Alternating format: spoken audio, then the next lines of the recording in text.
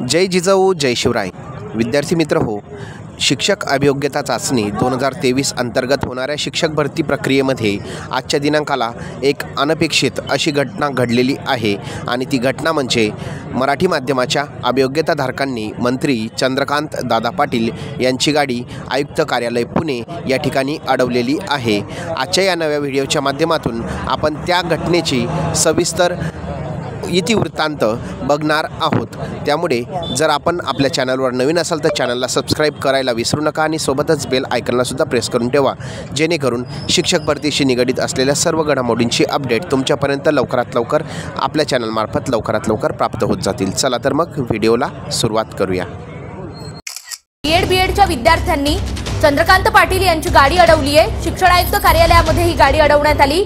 शिक्षक भरतीमध्ये इंग्रजी माध्यमांचं स्वतंत्र आरक्षण रद्द करण्याची मागणी आंदोलक विद्यार्थ्यांकडून करण्यात येते, तर मराठी माध्यमातील विद्यार्थ्यांना न्याय द्यावा अशी मागणी सुद्धा या परीक्षार्थींकडून आणि विद्यार्थ्यांकडून करण्यात येते। अधिक माहिती आपण जाणून घेणार आहोत आपले प्रतिनिधी योगेश बोरसे यांच्याकडून। योगेश, काय नेमक्या महत्त्वाच्या मागण्या आहेत विद्यार्थ्यांच्या? पुण्यातल्या शिक्षण आयुक्त कार्यालयाबाहेर गेल्या काही दिवसांपासून बीएडचे विद्यार्थी आंदोलन करत आहेत आणि या आंदोलक विद्यार्थ्यांची प्रमुख जी मागणी आहे ती अर्थातच शिक्षक भरतीमध्ये इंग्रजी माध्यमाच्या विद्यार्थ्यांचं जे काही स्वतंत्र आरक्षण आहे ते रद्द करण्यात यावं आणि मराठी माध्यमातील विद्यार्थ्यांना न्याय देण्यात यावा अशा पद्धतीची मागणी होती। आणि ही मागणी घेऊनच चंद्रकांत पाटील खरं तर त्या परिसरात आलेले असताना त्या सर्व आंदोलक विद्यार्थ्यांनी चंद्रकांत पाटलांच्या गाडीला घेराव घातलेला आहे।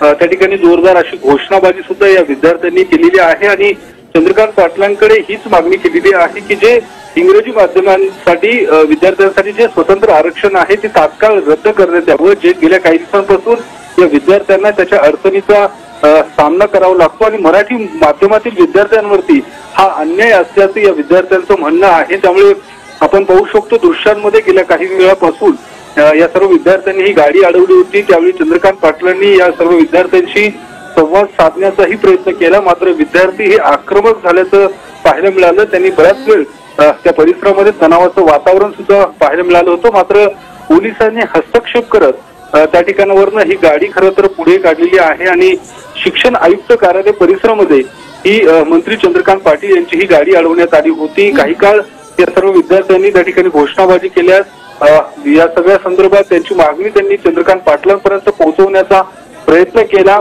चंद्रकांत पाटलांनी सुद्धा या विद्यार्थ्यांचं शिष्टमंडळाचं एक 4-5 विद्यार्थ्यांची चर्चा केलेली आहे, त्याचं म्हणणं सुद्धा ऐकून घेतलेलं आहे। अगदीच योगेश, अधिक जाणून घेत राहू तुमच्याकडून सविस्तर।